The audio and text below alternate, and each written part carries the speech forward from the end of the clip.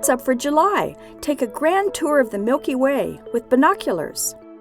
Hello and welcome. I'm Jane Houston Jones from NASA's Jet Propulsion Laboratory in Pasadena, California.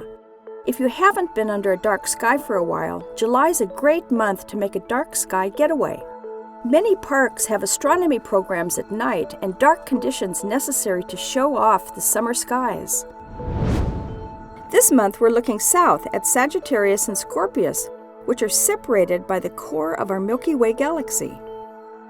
The brightest stars in Sagittarius look just like a teapot, complete with a nearby group of stars resembling a teaspoon.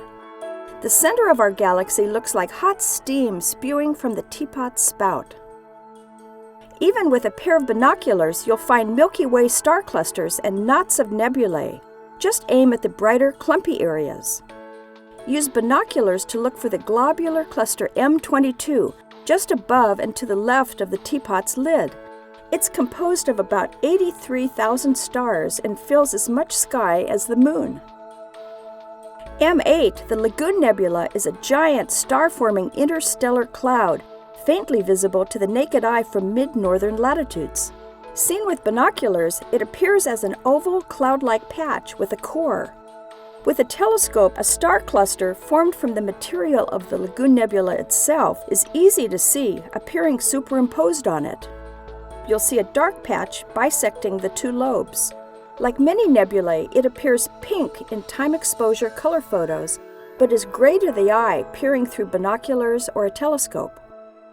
You will need a telescope to see B86, a pretty, dark nebula just above the teapot spout. It's a shock to see a tiny patch so dark that the Milky Way is obscured. Looking in the same direction, we can see two dwarf planets. Near Sagittarius this month is Pluto. That little teaspoon star shape near the teapot is where amateur astronomers can look for Pluto all month long. You'll need a medium-sized telescope and some experience, patience, and a little weather luck to see Pluto, but do look in the direction of the dwarf planet and think of NASA's New Horizons spacecraft approaching and flying by it on July 14th. Another dwarf planet, Ceres, is at opposition, not too far away from Pluto, in the southern sky between Sagittarius and Capricornus. That's where NASA's Dawn spacecraft is orbiting right now. You can learn more about New Horizons and Dawn and all of NASA's missions at www.nasa.gov. That's all for this month. I'm Jane Houston Jones.